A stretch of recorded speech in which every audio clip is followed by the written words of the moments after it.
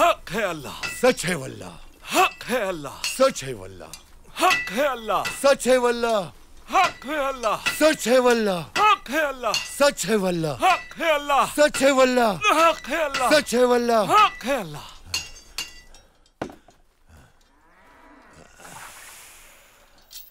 Damir भाई, जिक्र अल्लाह का हो तो लोहा भी मोम बन जाता है।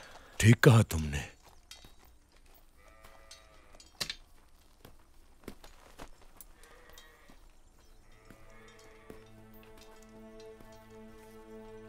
बतौर खास तुम्हारे लिए तैयार की है।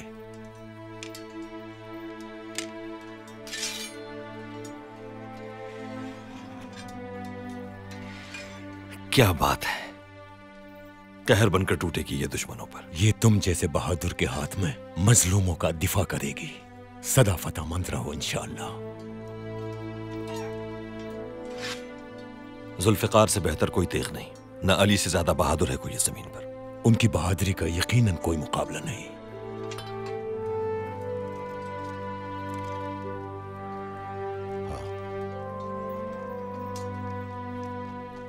इंशाअल्लाह ये जुल्म के खिलाफ ही उठेगी हमेशा।